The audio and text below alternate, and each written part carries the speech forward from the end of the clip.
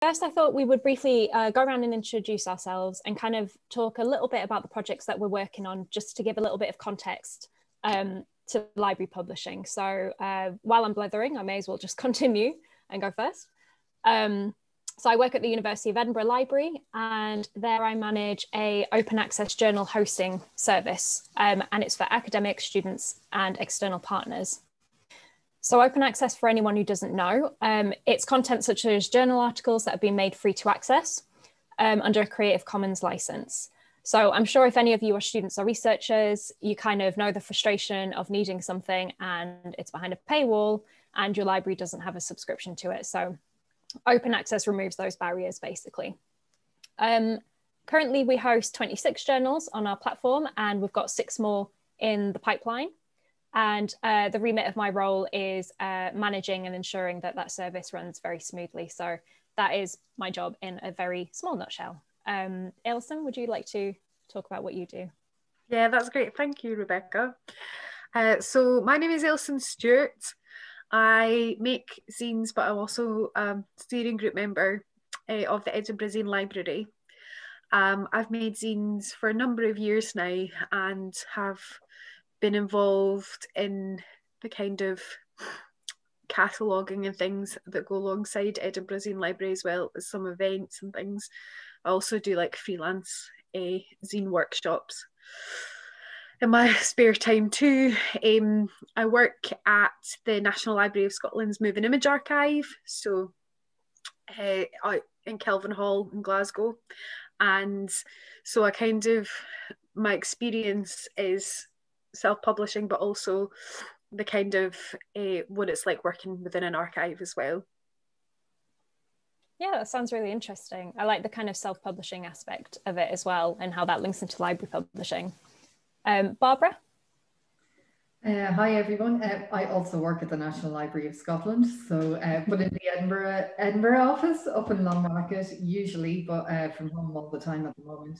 So I'm the library's media person, if you like. So in our team, it's just a few of us. We look after media, obviously, you know, traditional media queries and all of that kind of thing, social media, marketing, a ton of stuff actually. So but the magazine is part of that, and that's what I get to do, which is quite nice. And so I'm the editor of Discover magazine, which is kind of a membership magazine. For some of you might be aware of it if you've been to the library, and you can just pick it up for free, and it just gets sent to patrons and donors and things like that, and anyone who really wants to sign up to the mailing list. There's your call to action. Sign up. So I thought it'd be quite interesting to discuss how kind of library publishing in the way that we do it differs from traditional publishing. Ailsa, do you want to go first? Yeah, great, thank you. So I'm just going to talk really briefly about kind of what Edinburgh Zine Library is, and then how that works with publishing. So Edinburgh Zine Library is basically it's hosted within the art and design department of Central Library in Edinburgh. So not a lot of zine libraries are actually like that. And what it is, it's reference only. So you go in and things are, they're kind of split into different categories. Personal zines, zines about cats, there's loads of zines about cats, those kind of things. And then you can read it there. And kind of links into what Rebecca is saying. So Abby and Lily, who are really the core of Edinburgh Zine Library, spent a long time making sure the collections process was really, really robust. So whenever everything is donations based or bought with the explicit knowledge of people getting, like, they know things are getting successioned into the Zine Library. And so we make sure that everything is covered by Creative Commons licensing. So, you know, if people just want it to be reference only, they don't want anything to be reproduced and those kind of things. And so that's how the Edinburgh Zine Library works. The Zine Library itself doesn't have a huge publishing output. It's much more about facilitating others. But the Zine Library does make its own zines too. Specifically, the big one was kind of anniversary, one of the first year, where it was a big collaborative zine that was made. And zines themselves sit outside mainstream publishing. So they're usually, like, format-wise, they're usually smaller. The kind of canon of a zine is A5, so half the size of an A4 sheet of paper. Self-publishing, as I was said earlier, and like Rebecca picked up on, is really key. They are made by individuals outside of the kind of classic publishing world. Now, some people make collaborative zine presses. Others, it's just like a cottage industry you do yourself, which is more what I do. So I make my zines on Photoshop and InDesign, and then I'm very lazy actually, because I send them to get printed and stapled, whereas I know many people who spend hours putting things together with a long arm stapler. But yeah, that's how zines kind of work within publishing. Like, another way that they get called is alternative media, because, you know, it kind of sits outside and they're specifically for stories and marginalised people as a kind of antidote to mainstream media. Yeah, that's really interesting as well. I like that even though we're both in kind of different realms of library publishing, Creative Commons licenses and the importance of making that open is such a kind of, sorry, I've got a bit of a throat, but I went on a run this morning and it's destroyed my throat. No. But that's kind of like a connecting theme, which is quite interesting, and something I hadn't expected. Yeah, well, I think it's, you know, you're dealing with people, this is people's intellectual property. It doesn't really it doesn't matter where it comes from, you know. So whether someone's made it in their bedroom, or, you know, they've sat at a desk for 6 months in a library researching, it's still, you know, it's people's intellectual property, and you have to treat it with respect, even if it ultimately is made like on a photocopier. Yeah, that is really, really important. Barbara, what about yourself? Well, we're a free magazine, so very different to traditional paid content. Basically what we try to do with the magazine, and I hope we do the best with it, is to give people a really in-depth account of, yes, what the library does, but, you know, it could be a really in-depth article about a particular item or a series of items from the collections, generally written by the relevant curator looking after that area. And curators are generally scholars, and, you know, they know them quite well. They're great writers. They're really passionate about the subjects, so that comes across really, really well, which is it's just a joy to edit, to be quite honest. So we do, I think because of that, we do have free reign, you know, because it's a free magazine, we do have free reign to choose what we want. And, you know, that's always done at an editorial board level. You know, you probably even get some emails, maybe Elson saying, oh, we're looking for content or something like that. But we usually do know what we're going to feature in a magazine at least 6 months in advance, because we know what exhibitions are coming up. We know what programs are underway. We know if there's this really cool conservation project that we want to talk about. And we do have the occasional guest writers and things like that as well. So that kind of mixes it up a bit. We do try to, I think what we try to do is to, you know, if you didn't know anything about the library, if you were to pick up the magazine, you would learn a lot about what we do, but also, you know, they would be really interesting articles in their own right about particular subjects. Yeah. So it is quite different. It's quite, you know, I haven't worked for a magazine where people pay for it, and I would imagine there would be different expectations on an editorial level, and, you know, whoever owns the publication, that they would make on you. But we're quite fortunate in that way at the moment. Yeah, I love that it's like an avenue to like shout about all the exciting things that are happening. I'd love like for a publisher to have a magazine where they shout about, oh, I guess that's a catalogue, really. But yours sounds way more interesting. So yeah, it's interesting to hear about the crossovers. In terms of where I work, it's very much a hosting service rather than a publisher. So we provide the service where people can come to us and host their journal on our platform, and we kind of cover all the costs of that.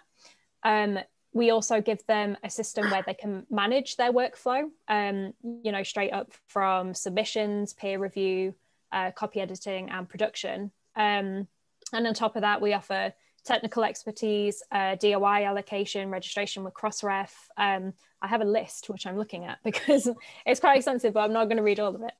And we also provide guidance on publishing best practice as well. So we have very little to do with the workflow itself. That is very much down to the journal editors to do.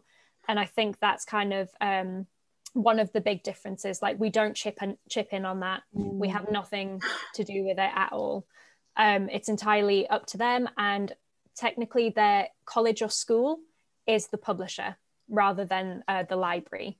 So that's what I mean when I say we're not technically a publisher. I think another difference is we don't have any kind of peer review system for if someone wants to host a journal with us. We do have a service board, and we get their input on anything, well, you know, quite a lot of things.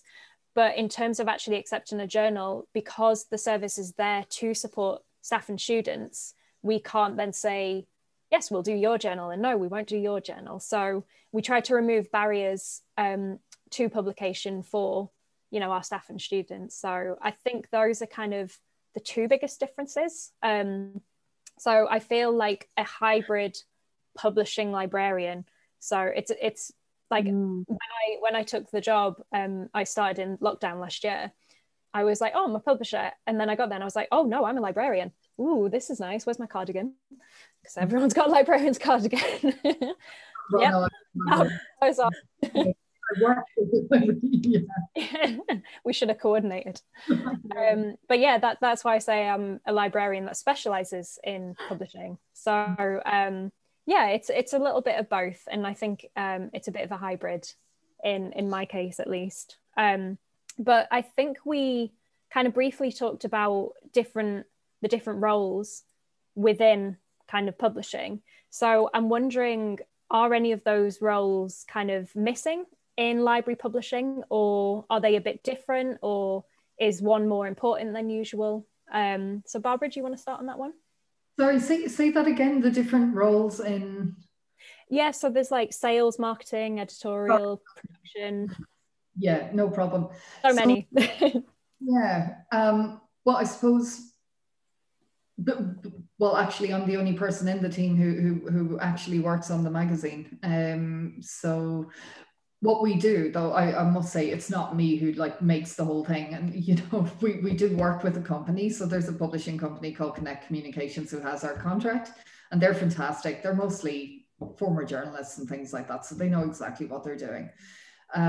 They're based here in Scotland. So it's kind of almost a double header. So we kind of work together to liaise with all of the contributors, make the decisions, although that is more of a, I must say, you know, the editorial decisions are made on a more collaborative effort with certain people in the library to make sure that that we are on track with the right kind of content, that we haven't missed anything.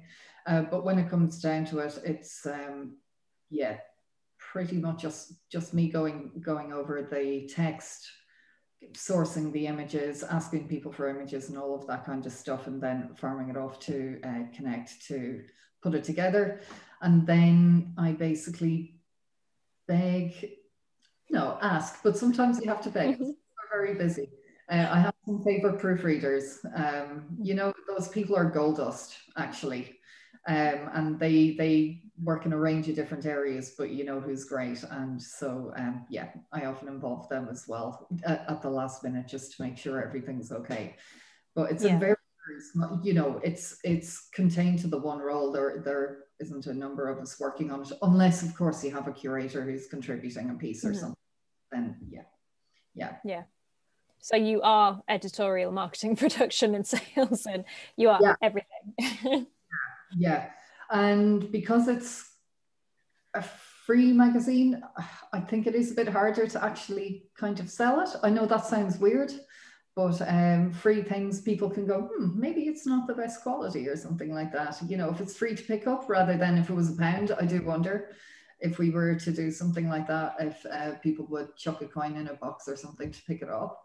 We do market it by way of, you know, anytime a new edition, because we also have it on our website as well. So anytime a new edition comes out, we'll put that on our newsletter, which is an e-newsletter. I mean, yeah, I think they're the only kinds of new newsletters left in many respects.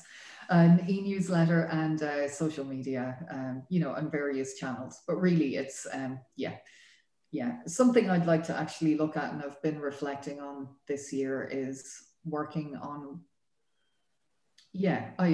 working on ways to expand the mailing list, because I think we definitely know anecdotally that those people absolutely read it.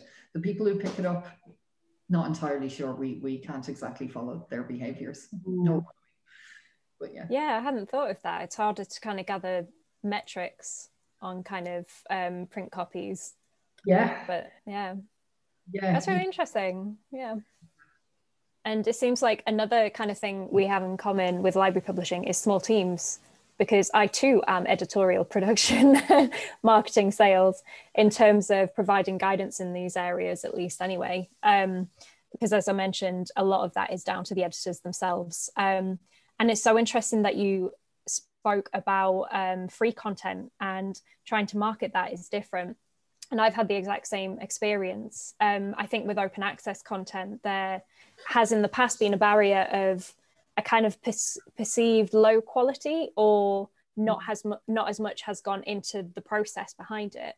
And it's just not the case at all. And very much part of my role is ensuring that the journals are, you know, high quality. And one thing we do have in common with traditional publishing is the way we do that is very detailed metadata, and making sure that the metadata is accurate, because that leads to better discoverability, which means more people come across the research. And the more databases the, you know, articles are in, the more likely they'll be found. But also they're in amongst all these other, you know, articles with from journals that are maybe subscription, that people for some reason think are better quality. So I think you just end up getting either a bit creative with marketing with it, or you just really, really start to love metadata. And I love metadata. So yeah, it's interesting that we've got that crossover even with different formats like magazines and journals. But yeah, Ailsa, what about yourself? It's funny, so I'm going to repeat as well. Like I said earlier, zines are like a cottage industry. So again, you often have like an individual or a really small team of people wearing many hats and doing like these roles where you might not necessarily be like, you have to kind of learn as you go. So you might make a zine and it's there and you're like, right, how do I get the world to see it? And then you just have to learn. And something that's really come to the fore recently is obviously digital stuff, because of obvious reasons for the last year. So there's been a real kind of shift, I think, culturally with zines. We kind of like, also as well, this is something I think that definitely probably touches on the magazine with Barbara, is that when there is a lot of digital things in the world, there are certain kinds of people who like to have something analog, who like to have something they can hold on to. And there's been a real resurgence with zines, I'd say probably in the last like 10 to 15 years because of that. From zines being really popular in the kind of 70s and 80s, kind of took a bit of a dive in the early 2000s and then kind of sprung back up again. And yeah, definitely it's the same kind of thing of, you have people who, you know, you have to adapt and inhabit different roles, and like also kind of outsource in as much as draw on the networks that you have to kind of make something popular, because, you know, zines by their nature are very specific and very, you know, they're very niche. And so you do have to almost draw on your network to kind of get them out there, because you can't, there's very few places that will actually sell a zine. Mm. You know, there's kind of a few shops around the place, and the internet is the main one really, apart from zine fairs. Yeah. No, that's really, really interesting. And again, I'm just like amazed at all the kind of ways the different publishings kind of interlink with each other, more in common than we thought. But I think it's important to talk about kind of how diverse and inclusive the kinds of publishing that we're all involved with are. It's a topic, obviously, that's very important and, you know, is spoken about a lot in publishing, and hopefully will lead to tangible change as well.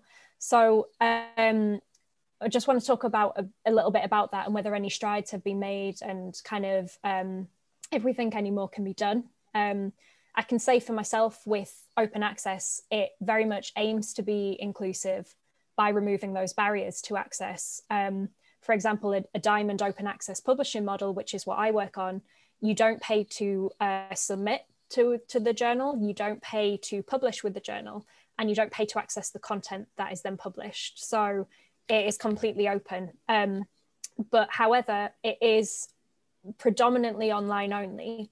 And, you know, internet poverty is a very crucial issue. So is it actually open access if not everyone has, you know, the ability to access the content? So I think that's probably one of the biggest issues. I mentioned before, we don't have a peer review process for journals, and other than our service board. And one really good thing about that is removing that barrier for staff and students. So it means that they can work on a journal that might not usually make it past gatekeepers in other areas. So I kind of really love that about the service, because it means we can help publish small or niche journals that sometimes fall through the cracks. But I do have to say, there's a massive issue in academic publishing with free labour. And I know there's like a crossover with that in traditional publishing as well. But for example, peer review, you're asking at least 2 reviewers to look at an article and provide their feedback, and that is completely unpaid. Also, journals are run in academics, as I'm sure you know, it's run in their spare time. So without a subscription, they don't get a royalty, they don't get a stipend, they don't get payment for it, basically. And unless they kind of advertise, they don't have any revenue coming in with open access. So it is difficult in that sense. And the library where I work, we spend a lot of money paying for, you know, hosting, and paying for a lot of the things that there's no chance anyone would be able to afford on their own. But there still are these kind of, you know, financial issues with running it. So yeah, even though we've taken away like a big financial burden, it doesn't solve the issue of free labor. So I really feel there's a lot more to be done in that area with academic publishing. I personally think compensating peer reviewers would be a really good way to start. And I know a few journals are starting to look at that, but it'll be quite interesting to see how that takes form. Because I think at the minute it's like, if you peer review, we'll give you like 10% off a journal subscription or something, and it's a little like, thank you. I'm sure there's much more generous offers from publishers than my example though. But yeah, for me, I feel like the idea is good and the approach is working, but there are final pushes for you know, removing more financial burdens from the people, I think. But I feel hopeful, maybe. Don't want to speak too soon, but yeah, Elson. Great, thank you. That was really interesting. Sorry, I just like shouted your name and then was like, no, it was great. Yeah, so as I said before, like, you know, zines work in this kind of way to be like the work outside mainstream media, and because of that, you naturally get like an element of inclusivity that you wouldn't necessarily historically as well, because, you know, zines came out in fanzine culture, but they're also really well known in feminist, like second wave feminism, and also in queer like communities, they're really well known. And so, you know, like zines by their nature do like they definitely encourage diversity and inclusion. The problem is then though, it's they themselves do it, but it doesn't necessarily reach a wide audience. So it's like things like, maybe this is something linking to yourself, Rebecca, like you don't have the same impact because, you know, if you have a zine that someone's made and then you've bought it at a zine fair, is that's how, unless you share it with someone, and this is where the zine library comes in, it doesn't really get seen. And so this is why the zine library exists, because it removes any payment barrier because it's free, and it also gives authors the opportunity to really show their work to a much wider audience than they would if they were just selling it to one person.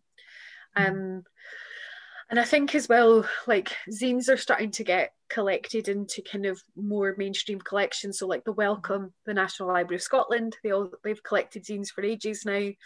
The Women's Library, like people are kind of understanding the position that self-publications hold within the kind of wider society. Yeah. Okay, so again, it's sounding a lot, you know, promising that steps are being taken at least. Have you found the same, Barbara? Or? Yeah, very, very much so. However, we can only really work with stories relating to the collections. So this is, so, you know, I'm speaking from a content perspective, because as you can see, there's just one person working, you know, like, yeah, I'm the representation of the person working on it usually. But the library has been doing a lot of work recently, as you know, as has a lot of organizations in the GLAM sector, if you like, the galleries, libraries, archives, museums.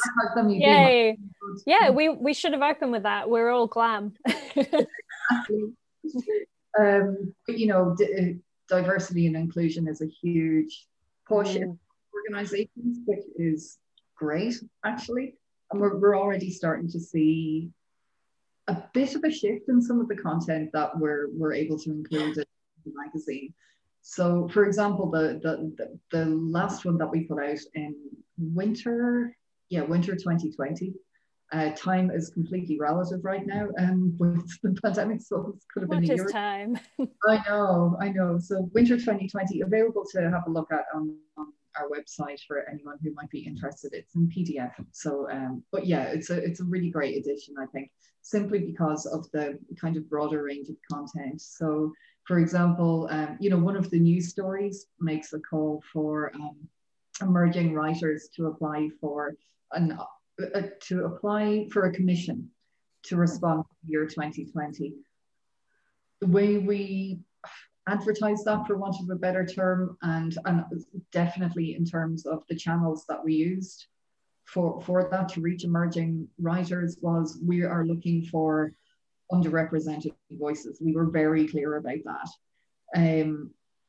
I haven't seen any of the work yet, but we got hundreds of applications for it. So you know, we hope to feature that work in subsequent editions. That edition also features a really amazing piece by our MAPS curator, Paula Williams, who also looks after the Polar collections.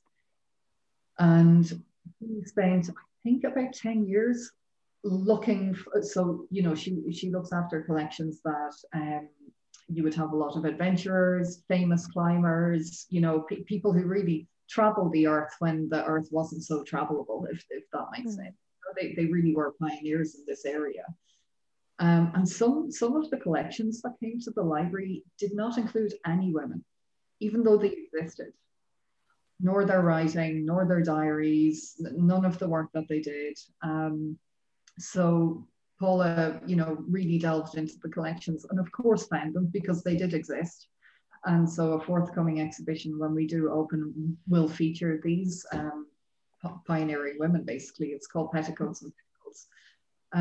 Another one is, she was, okay, it was 200 years ago, so it was the wife of a diplomat, but again, if she yeah, if she was in a different position, her papers would have been published long before now, and that's only happened. Henrietta Liston is her name, and our curator Dora Petherbridge worked with some academics in Turkey to pull together a book of Henrietta's writings. And Henrietta lived in then Constantinople during the Napoleonic Wars. She had a lot to write about. Yeah, a lot to write about. So.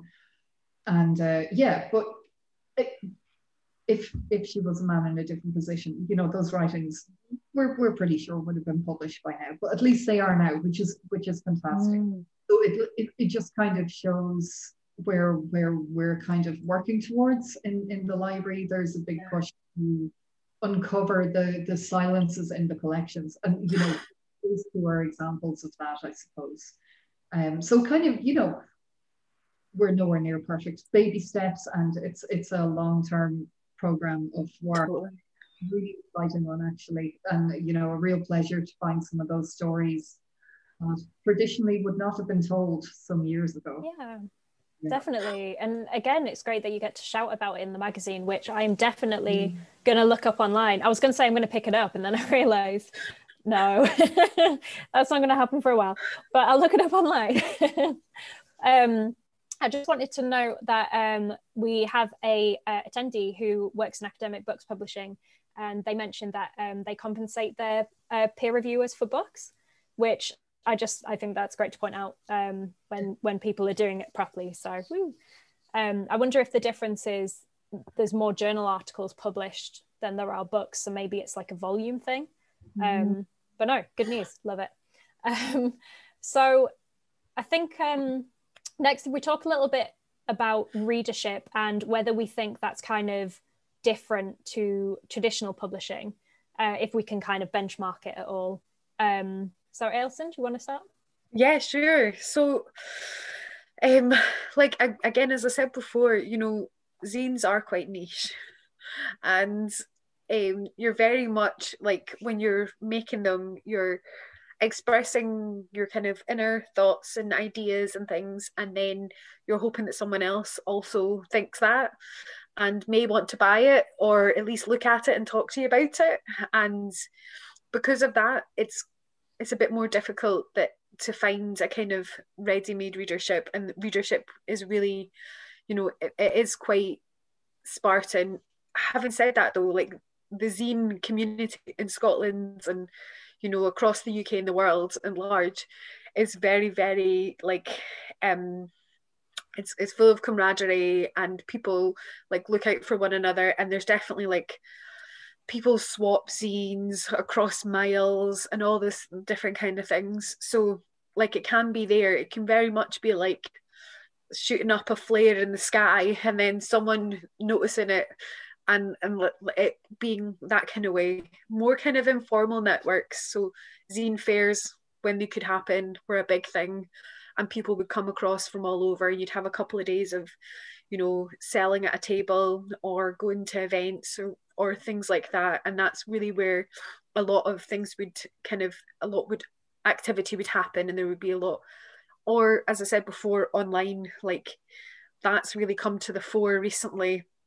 And much like with social media, it's very similar in vein. You're presenting your life and your ideas and things, and so the two kind of go hand in hand. Yeah, no, that sounds good and interesting about kind of changing readerships as well, which I think we will touch on a little bit more later as well. But Barbara? Yeah, but our readership is pretty ready-made, isn't it? And that again is something, this past year I've really been reflecting on it. I don't have the answers yet, but I think so.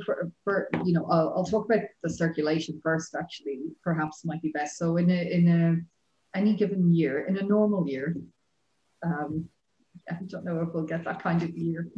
In a normal year, we publish three editions, and it's kind of in our gift when we do that. It's generally kind of spring, summer, winter. The editions have usually been about 6,000 yeah, per edition, and then 10,000 we might print in summertime. Wow. If you consider where we live, which is on George Fourth Bridge, I don't know how many thousands go out the door in August alone. Or we do, you know. And then I think our mailing list is approximately 1,000. Now, I would actually love to flip that over on its head. What I'd like to do with the magazine, and we've been doing it as much as we could over the past few years, punting it to public, actually local libraries, public libraries, other organizations that might like to have not necessarily a stand, but a stack of them available for anyone who's passing through. But I would like to increase the mailing list, so that includes individuals, but also organizations. That's those people who really want to receive it. And yeah, so that's just a bit of a quandary at the moment, but I'm sure we'll get there. To be honest, to me, it's a zeitgeisty phrase or whatever in my line of work. Audience research, I think, will be the thing over the next while, and you know, especially with people who don't read it, but people who we think might enjoy it. Yeah. One or two things. It can be the calling card to get people to go, actually, I thought that place was just for, which is a common misconception, it was just for academics or postgrads, which still think, no matter how we try to say otherwise. But equally, people passing through the library, they definitely pick it up, you know, and that can range from people who are coming out of the reading rooms to tourists, and that's always a good one as well. Yeah, can't get more ready-made than that. No, I don't have too much to add to this, just because I think the kind of readership for open access content is going to be the same as for subscription content, because it's more about the research and what you need to find, you know, to complete that research. So I think the audiences are the same. You just might have different ways of reaching them. I think library publishing, because you're positioned in a library, you can talk to the other librarians who might, you know, bump your content and like recommend it. Whereas you don't necessarily have that connection if you're a publisher. So, but other than that, I think, you know, readership's always going to be the same. But talking of kind of readership and the size of kind of publishing in regards to libraries, how big would you say that library publishing or Zine publishing is in the UK at the minute? And what kind of future do you see for them, especially because we're hearing a lot about public libraries being closed all across the UK? So yeah, a bit about the size and the future of it. And we'll start with you, Barbara. Yeah. Do you know, it's interesting. I do wonder in terms of publishing, I do wonder how much longer we'll do hard copy versions. I love you know, I have a subscription for a magazine. I love the hard copy versions. If I can not look at a screen, especially given our daily lives are on the screen so much, then I will. But I do wonder if you know, kind of looking at the audience perspective, would it be better going more digital? Again, that's something to consider. You know, we place it online, but can we do more with that? As for the future of our library, I can't really speak for public libraries because we're a very, very different entity. I mean, we exist by law, you know. There was an act of parliament made 1925, so almost 100 years ago, and another one in 2012. Yeah, so we're almost 100. Well, we're technically almost probably 300 or something, but that's a long story. But certainly the Act of Parliament was to exist in 1925. So, and the reason for that is that, you know, because we're a reference library, we have and we're a legal deposit library. So that basically means that we have the right to claim a copy of everything published in Britain and Ireland. Yeah. There's us, I think Oxford, British Library, obviously. Actually, the British Library have a right to it. You know, that is law. We have the right to claim. So all of the other libraries have the right to claim that. And we're very, very, we're overwhelmingly publicly funded. I think because of the statutory nature of it, and it's it's collecting items, but also pretty much that it might sound like a bit of a marketing term or something like that, but it's kind of like we're collecting the memory of the nation. So any Scotland. Oh, I love that. I mean, it is really nice, isn't it? And it's true. It's true. Yeah. Yeah. So yeah, our future is, fingers crossed, okay. Yeah. Well, all fingers crossed here. I mean, picking up on what you said, Barbara, there is a difference between public libraries and, for example, a university library.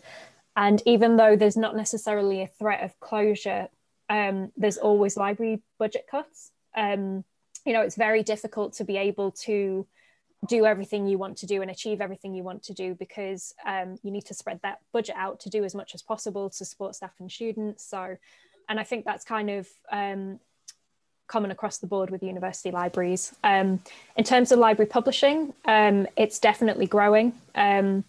There's some people who come together, like I think it's the White Rose University Press, and 3 libraries run that. I think it's York, Sheffield and Leeds. And they all come, I think it's librarians who run it as well. And they publish open access content. There's other libraries similar to what I'm doing, all on different levels. So, and there's more being written about it as well, and being published about librarians as publishers. So it's definitely growing. And I think it's just going to keep growing, because I think librarians are very much at the forefront of open access as well, and taking the risks, I think. And I mean, some publishers are doing great work as well. So I don't want it to be like libraries versus publishers, but but no, librarians are doing, they're doing the work, which is always good. I'm on the librarians. But Elson? Yeah, so it's kind of funny because zines themselves, because they are kind of, they're independently made, they do exist separately. But the Edinburgh Zine Library, as I said, is hosted. It's held, like, it's physically, the cabinet that holds it is in the Central Lending Library, which is a public library in Edinburgh. I can't envisage that being closed again because of the size, and it's across the road from the National Library. It's right in the middle of, but it does, like, those things do have an impact, because I know there's other smaller libraries that are like collecting zines, and it's like I said before, more and more places are accessioning them into their collections. And for some people that's their only experience of alternative media. And like I myself did a workshop at Wester Hailes Library for kids, and they'd never heard of zines, because zines are niche, and they got to make them and they kept them. But it's, if that did close, then that's a massive resource gone.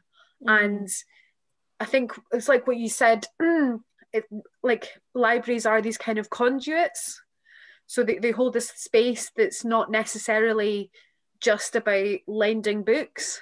It does, they hold like an important space, and things like zines can feed into that.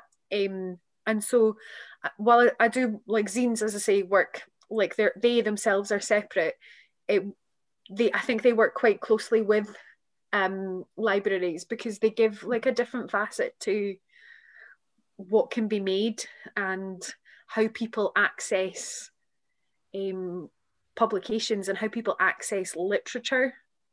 Yeah I love that. We're coming out with some great points for libraries on this. We've got about 5 minutes left before we open for questions. I've got 2 more questions I want to ask, so we'll do kind of quick fire answers for these ones. So the first one is kind of like talking about how the pandemic has affected kind of our work. I'll just go quickly because mine's super boring.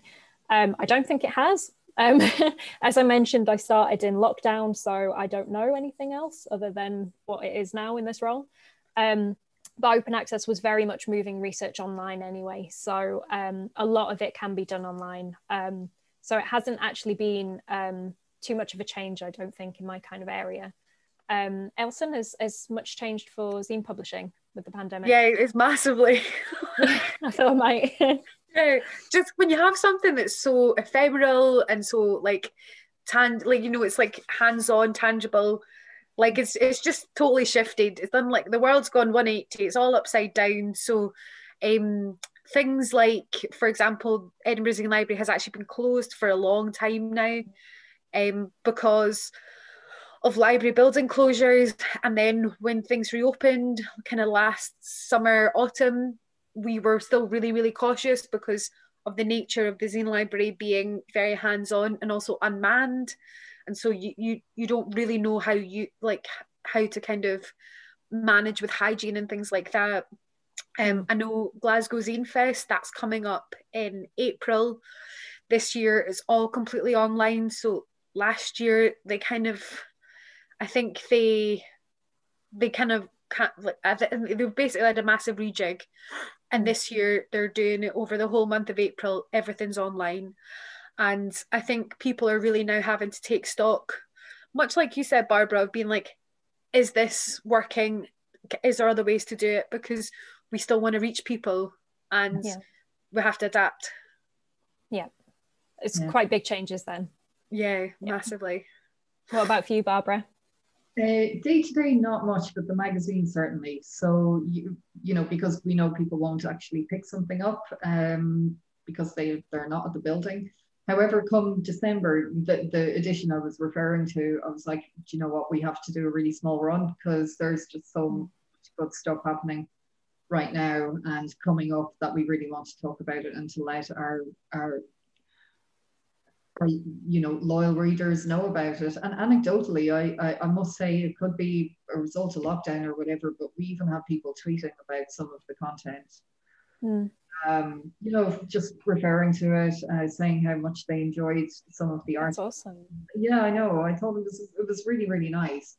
And that's just anecdotally, but people were taking the time to actually read it from cover to cover, which was pretty great. But I must say, we did cut the circulation down to 2,000. So there's probably a few hard copies languishing in the library right now. So I'll mail some to you, Rebecca. Yay! Distribute. Yeah, so quite big changes then, and in different ways, for different libraries. So we will have one more question.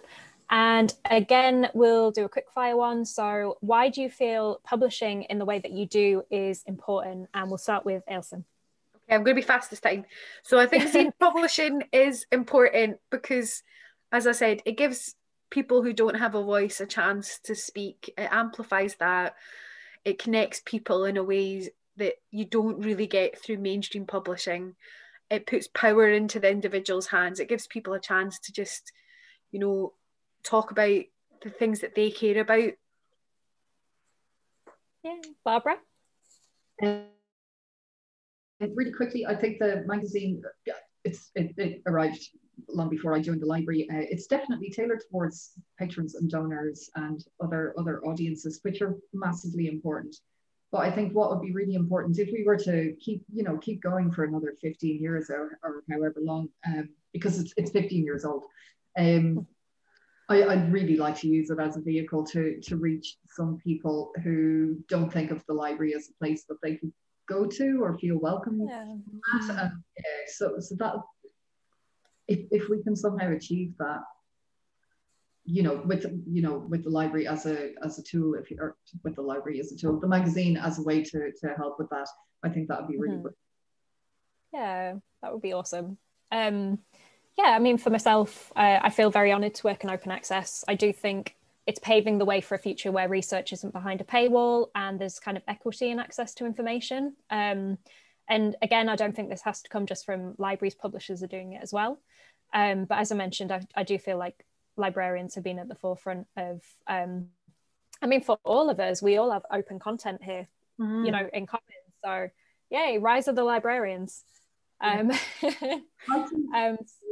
If I may, just for anyone who might be here and don't have the money to get, to pay for a subscription or whatever. The library, basically, if you live in Scotland and join the library, you have access to just about any online publication.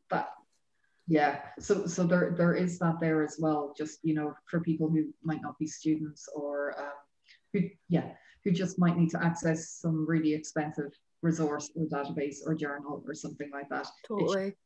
Yeah. Some great information sharing across Scotland, I think. Lovely. Should we open for questions? Do I troll the Q&A? Oh, if I click Q&A. Oh, here we go. So someone's asked, I think they're asking how to kind of pronounce zine or zine. Zine, like as in MAGA, zine. I think I was doing it wrong the entire time. It's okay. It's been recorded as well. Okay, so Barbara Nation perhaps takes away some of the pressure of the type of content you can feature. I think you touched on that a little bit, yeah. I think you froze momentarily during that. I didn't quite hear the whole thing. Sorry, maybe I think it's it's probably my Wi-Fi again.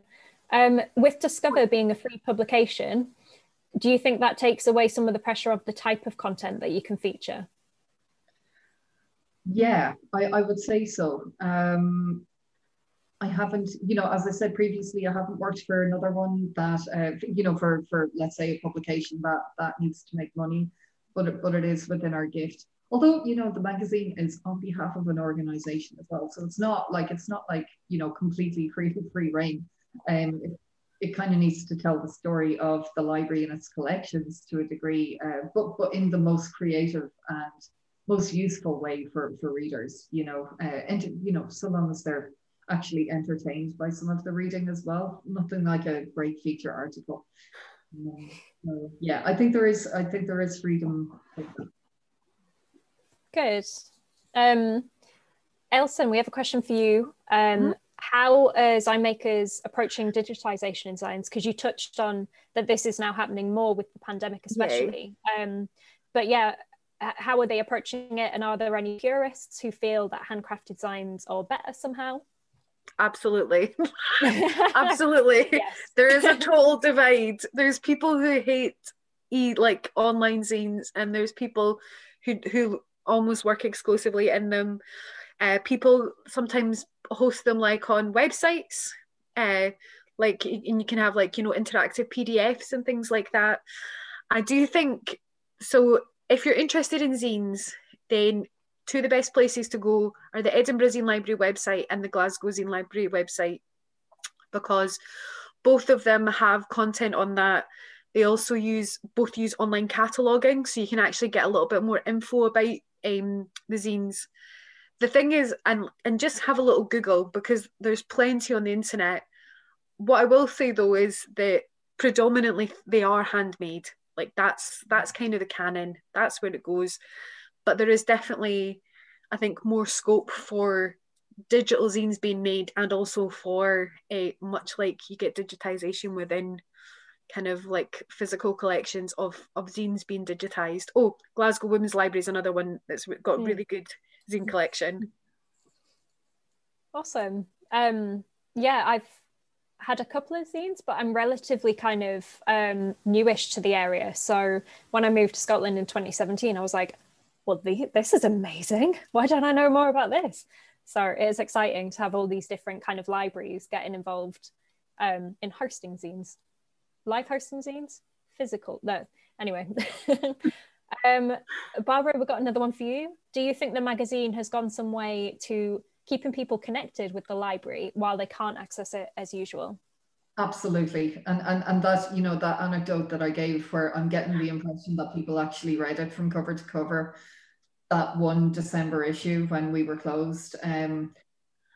Yeah, I think so. I mean, obviously we're open 24/7 online and all of that, and you can chat to a librarian during the day and everything. But I think some of the storytelling probably keeps people the hope there, I suppose, that they'll be able to go and see the collections or see an exhibition or whatever at the same time. Yeah, that's like planning.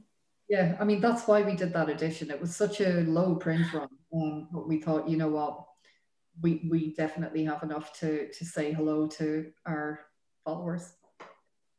Yeah, it's definitely like holiday planning, like going through and like, oh, what am I going to do when I can? Which is good. I had a question about my role and whether it's a mix of editorial, production and marketing for people looking to transfer skills directly from working within a book publisher. I'd say my role is a mix of all that. At the very least, I need a constant and current awareness of these things because I need to be able to advise best practice. I would say those kind of roles are really relevant for librarians, not just for my role. Most librarians are working with publishers in some way because they're curating collections, they're getting content, matching it to courses. You've got academic support librarians who have specialist areas. Like, a knowledge of publishing is such a useful thing for librarianship. So I would definitely, if anyone is considering making that move, your experience is very, very, useful in that area. So yes, I have all the hats on my head with that because it's just me. And then we've got, I think we can fit one more in, and it's one for all of us. So what drew you to work in this industry? And we'll start with Ailsin. So actually, I got drawn into zine making because my ex-boyfriend was in a zine collective and they were going to be in a competition, and one of their friends pulled out and I was just an extra body. And I really liked it, and it gave me like a way to express myself that I'd never had before. And then when the original zine library members moved to Edinburgh, they did a call out looking for people, and I thought, oh, Edinburgh would really need a zine library. So it was just like, it was fate. And then so that was 3 years ago, and that's how long I've been involved in it. Oh, I love that. I love it when there's like a story behind it, like that one moment. Yeah, totally. What about yourself, Barbara? Such a long story, but really how I got into this line of work was I needed to get a job that matched my degree, which is in communications, to get residency to stay in New Zealand a million years ago. And I ended up working for the Wellington City Council and getting a lot of publications experience there. It's all advertorials and stuff like that, but really that's boy did I learn weekly publications and all of that kind of thing. So this is a more calming one, but I've had a ton of roles in between, obviously, but that's kind of how I got there. It's, you just fall into things, don't you? But I do. No, that is awesome. I think mine was similar in that I kind of wanted it to relate to my degrees. I actually wanted to be an academic initially and was due to start a PhD. And I was like, I'm going to teach Gothic literature and nothing else. And I was like, okay, that's a bit niche. But I kind of looked into it a bit more and I thought, do I really want to be, studying for much longer and there's no guaranteed, job? And I was kind of like, I kind of want a job now. And I spoke to my supervisor and he said, have you thought of academic publishing? And I was like, no, I did not know I could work with books as a job. I went, I very luckily got a scholarship to go and study publishing at Anglia Ruskin in Cambridge. And I started working in journal publishing because it was the first job that I got.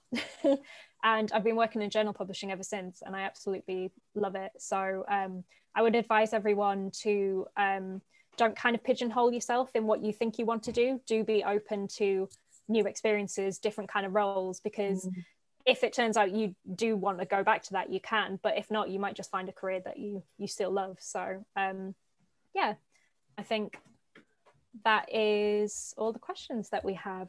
So I think we're 1 minute late, so I apologize. All right. But thank you all. Sorry, Barbara. That's all right, not like I'm going out or anything. So. No, I know, right? I've got to go to the other room now. So But thank you all so much for coming, and I hope we were able to shed some light on kind of publishing in libraries to you all. If anyone wants to reach out to me, I'm on Twitter. My name is there, and yeah, and we've got other names over here and there. So yeah, reach out if you've got any more questions. And thank you to the SYP for hosting us.